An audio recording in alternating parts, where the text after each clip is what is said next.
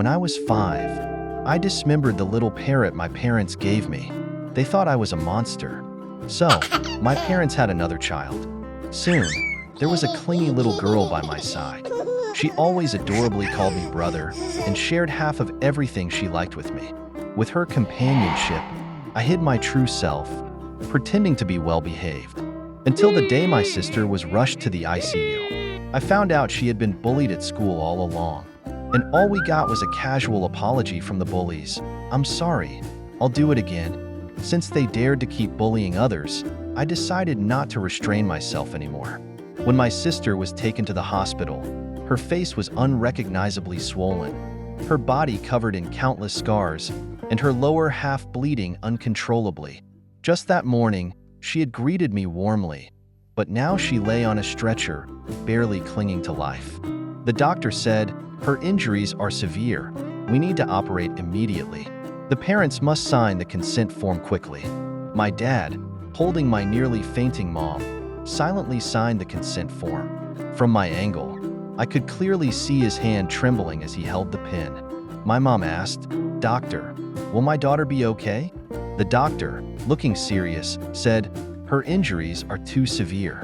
Removing the stick that pierced her lower body might cause massive bleeding." My mom cried, "Please, you have to save her." The surgery lasted 8 hours. When the light outside the operating room finally went off, the doctor came out, took off his mask, and said, "The surgery was successful, but she's not out of danger yet. She needs a few days in the ICU for observation." My sister was wheeled into the ICU, and we could only watch her through the glass, her body covered in tubes. My parents sat in the hospital corridor, my mom's eyes swollen from crying. My dad smoked silently, and soon the police had the investigation results. During the third period of gym class, the school surveillance captured a group dragging my sister to the bathroom. They found a video on my sister's restored phone. In the video, my sister was being held, and the leading girl slapped her hard. My sister's face immediately swelled up, and she looked at the girl with teary eyes, asking, "Why are you doing this to me?" The leading girl grabbed my sister's hair and smashed her head against the wall, saying, "Why? You dare to ask me? You slut, seducing Paul. Do you think I'm blind?" My sister saw stars from the impact and desperately explained, "I didn't." But they wouldn't let her go. One of them kicked her hard in the stomach, making her double over in pain. Another took the chance to step on her back, forcing her to her knees. Laughter echoed in the video, saying, "This slut dares to seduce Paul. Strip her clothes. She likes to act slutty, right? Let's see her be slutty enough." My sister panicked, struggling desperately, but couldn't escape the group's assault. Soon, her clothes were torn to shreds. She hurriedly covered herself with her arms, but the girls pulled her hands away, punching and kicking her. Amid the shaking camera, someone said, "Ross, she likes men so much. Why don't we help her?" The girl named Ross seemed pleased with the suggestion. The girl who spoke earlier picked up a mop from the side and handed it to Ross. Ross said, "Hold her down." My sister looked at her in terror, asking, "What are you going to do?" With a blood-curdling scream, the phone fell to the ground, and the video abruptly ended. How could they dare? My mom covered her mouth, crying uncontrollably, unable to believe my sister went through such an ordeal. My dad gripped the phone tightly, saying, "Officer, I want to sue them. I want them in jail for the rest of their lives." The officer tried to comfort him, saying, "I understand how you feel, but they're under 12. We'll do our best to get you more compensation." My dad finally couldn't hold back his anger and shouted, "Compensation? After what they did to my daughter, can compensation make her better?" My dad, who had been meek his whole life, couldn't bear it anymore. His daughter was beaten into the ICU, and now they wanted to talk reconciliation? How could he stomach that? Soon, I saw them at the police station. Many people knew about this incident, and the police had called us in for a conversation. 6 girls, all about my sister's age, sat there chewing gum with a nonchalant attitude. Their parents sat beside them, not to apologize but to criticize, saying, "It's just kids joking around. Why do we have to be at the police station? Do you realize you're interrupting our children's education? Can you afford the consequences?" Other parents chimed in, "We're busy with work, and you call us in for this minor issue? Isn't this too much?" The homeroom teacher patiently tried to calm them down and seriously discussed the matter with the police. But they just got louder and louder. The officer who brought us in slammed the table, and finally, the room quieted down. The officer said, "We're here to talk about Joan being bullied. You need to apologize and compensate."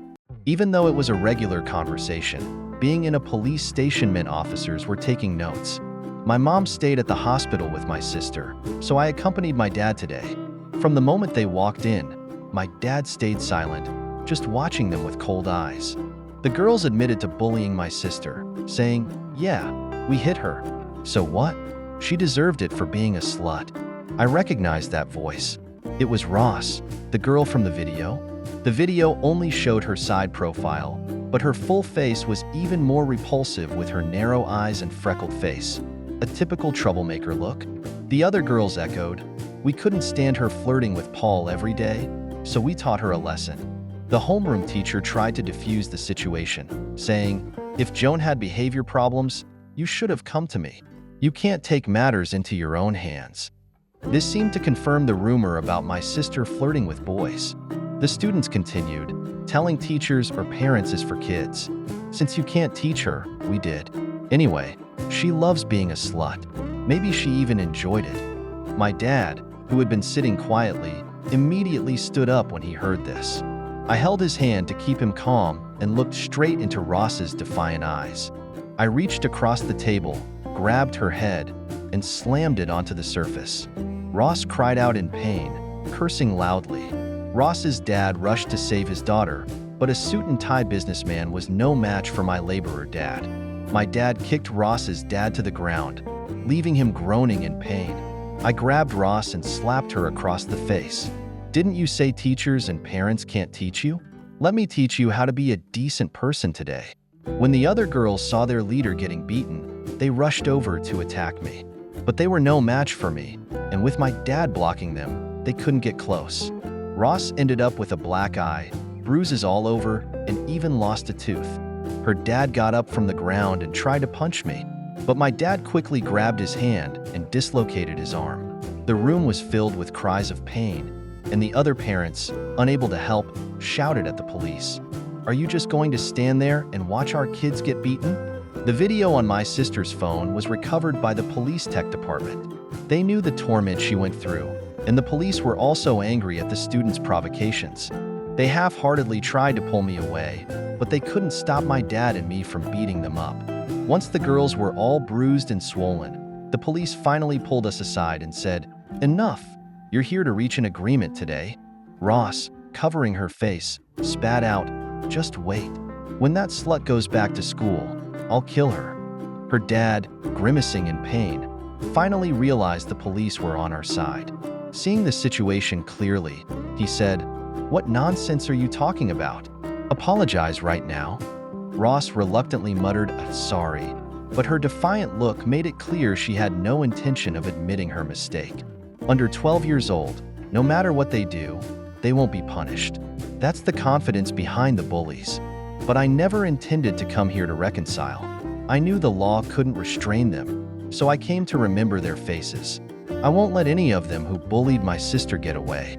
Finally, the police brought out the reconciliation document, asking us to review the terms. It was simple.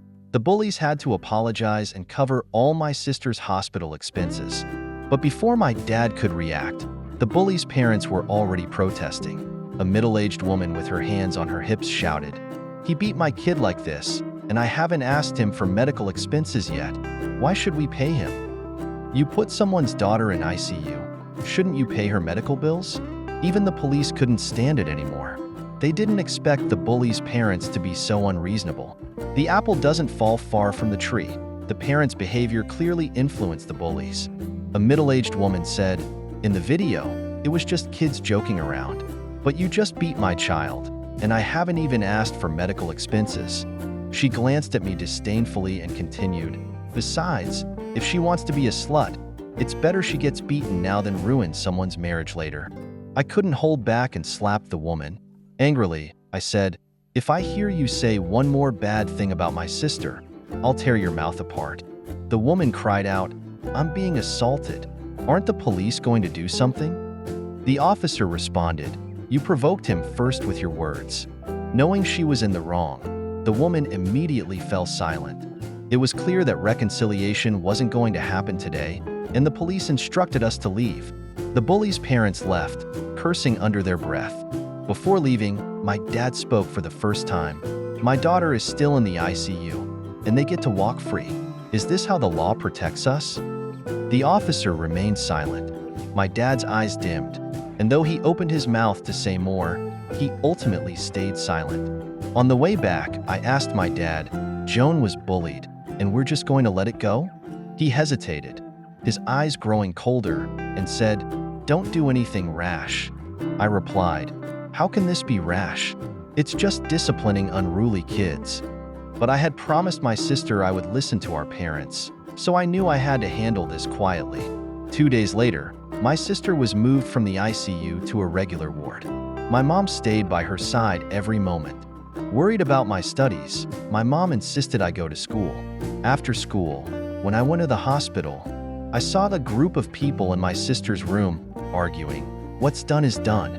We need to look forward. We're here on behalf of the school to visit Joan. We'll cover all her future school expenses and give her a $15,000 annual scholarship." My sister's teacher added, "Your family isn't well off. This is a great opportunity."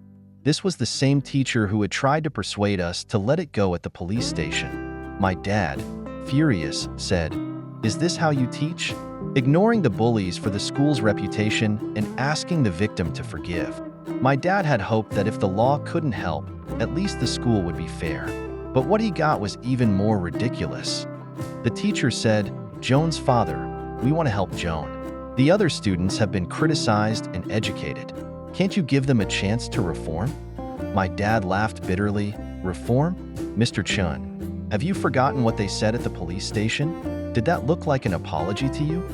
My dad grabbed the teacup by the bedside and smashed it against the wall, shouting, "Get out, all of you!" My sister's teacher turned her attention to my mom, holding a piece of paper. She grabbed my mom's hand, trying to press it onto the reconciliation document. My dad rushed over and slapped the teacher hard, saying, "Don't touch my wife." The teacher, who was used to being flattered by parents, couldn't tolerate such treatment. She covered her face and said to the school officials beside her, "Principal, director, this family is unreasonable and violent." As she spoke, her eyes glanced over my parents, and the school officials understood her implication immediately. A few men quickly grabbed my dad, while the teacher and another person restrained my mom, saying, "Just put your thumbprint here, and it's over. Do you want Joan to be isolated by the whole school?"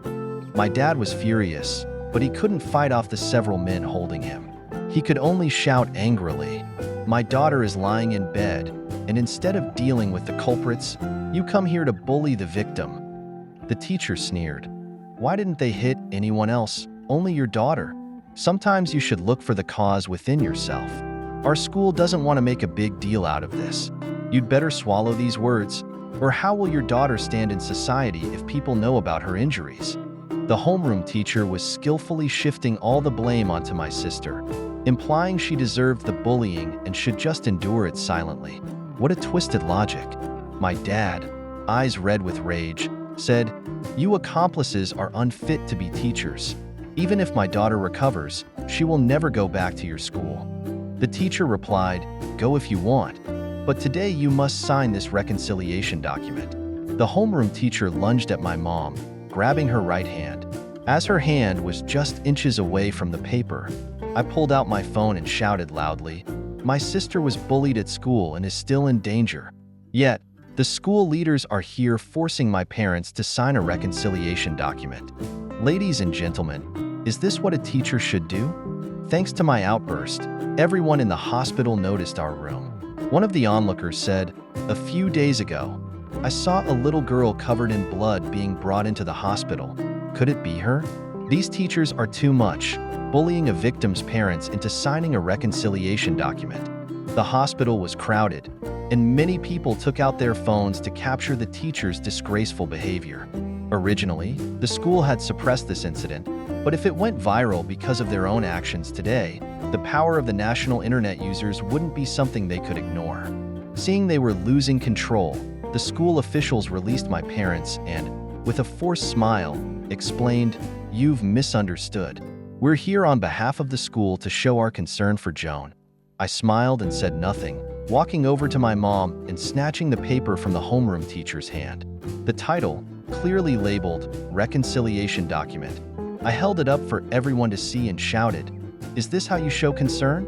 The crowd murmured, "Is this the quality of teachers at a top elementary school? I wouldn't dare send my grandson here. If he gets bullied, will the teachers threaten us too?" Another person added, "My daughter is in 4th grade. I need to go home and ask if she's being bullied. If she is, I'll transfer her immediately." Fearing the situation would escalate further, the school officials hurriedly left. Other patients' families reassured us, "Don't worry, young man. If they dare come back, we'll all stand by you." I don't believe those teachers can cover this up forever. That night, it was just our family in the hospital room. My mom sat silently by my sister's bed. My dad stood by the window, holding a cigarette he hadn't lit. I picked up a food container, intending to go to the cafeteria. As I reached the door, I heard my dad's voice, "I'll go with you." We walked in silence until we almost reached the cafeteria. My dad suddenly grabbed my arm. With a serious expression, he said, "Take good care of your mom and Joan. These past few days have shaken my beliefs deeply." He had believed the law would help him, but the age limit of the law became a shield for the bullies. He had thought the school would help, but the school only wanted to protect its reputation, ignoring the perpetrators and targeting the victim instead. My dad's faith had collapsed. The bullies would continue to walk free, while my sister had to pay a terrible price. Why should the perpetrators go unpunished? Why should the victims suffer unjustly? My dad, always a good man, finally realized that no one would seek justice for us, so he decided to fight fire with fire. I tugged at his sleeve and said, "Dad, I'll take revenge for Joan." A flicker of panic crossed his eyes, and he was about to say something, but I interrupted, "You're the pillar of our family. You can't get into trouble. And don't forget, I have their shield too." I had applied for a leave of absence from school, and they had agreed. After pretending to be the good kid for so long, I almost forgot my true self. I changed into a black leather jacket, a lollipop in my mouth, and waited on the homeroom teacher's route home. She seemed happy today, carrying a cake. As she turned into a deserted alley, I quickly followed her. Picking up a stick, I swung it hard at her back. She screamed in pain, the cake falling to the ground, spilling cream everywhere. I grabbed her hair from behind and slammed her head onto the ground, making her bleed. She kept pleading, "Spare me, let me go." Seeing her face covered in blood, I squatted in front of her and said, "Didn't you say my sister deserved to be beaten? I'm giving you the same words back. Out of all the people walking by, why do you think I chose to beat you? Because you look like you need it." I slapped her several times. Her face swelled, and she mumbled apologies. "I'm sorry. Please let me go. I'll make sure Joan gets justice." I chuckled and said, "Too late." Seeing I wouldn't let her go, she started cursing, "You'll die a horrible death. I'll make sure you go to jail." I didn't get angry. Instead, I noticed the cake on the ground. Opening the box, I saw the cake had "Happy Birthday, my dear daughter. Always be happy" written on it.